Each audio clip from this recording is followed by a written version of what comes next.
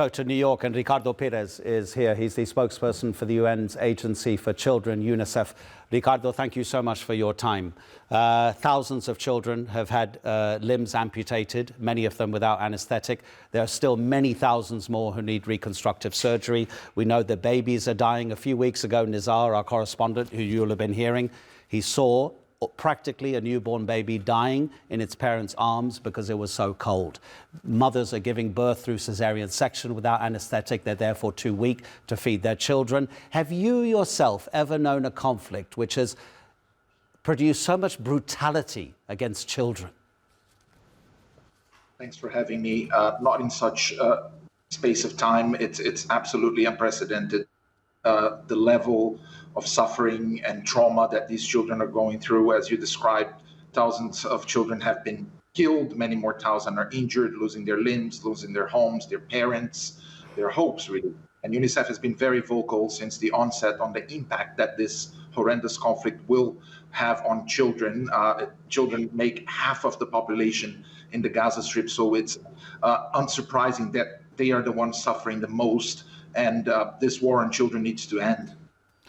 I just want to recount another story, Ricardo, because you'll understand that it's through these kinds of personal stories that people begin to gain an understanding of the horror.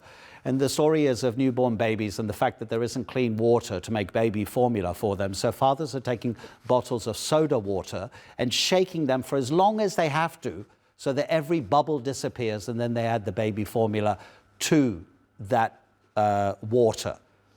How is the future health of children going to be impacted in the years to come because of what's happening now? And obviously, I'm talking about the children who are lucky enough to survive.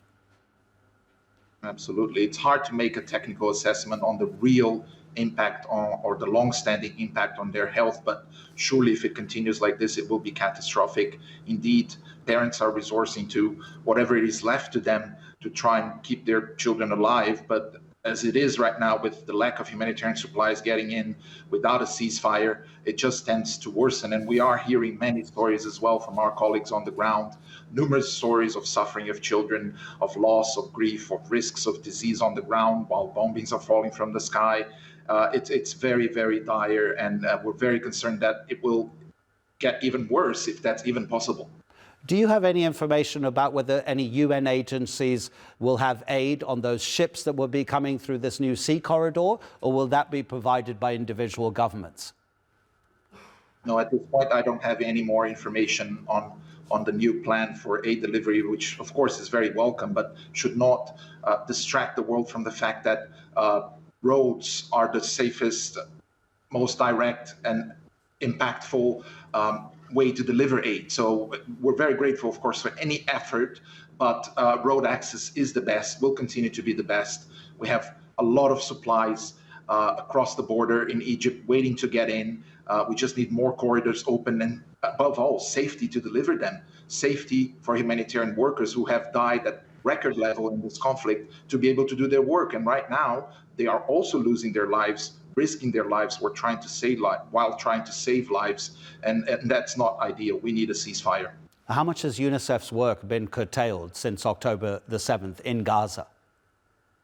Well, we're operating under very, very dire circumstances. We cannot reach the children in need, and the amount of children, we're talking about 600,000 at least just in Rafah, plus the children who are still stuck in the north. We can't operate at our full capacity if we don't have safety to do so, and if not, if enough supplies are not getting through, it becomes impossible to do our logistic work on the ground and try and support children who are in desperate need.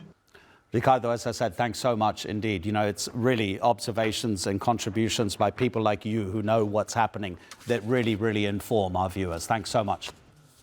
Thanks for having me.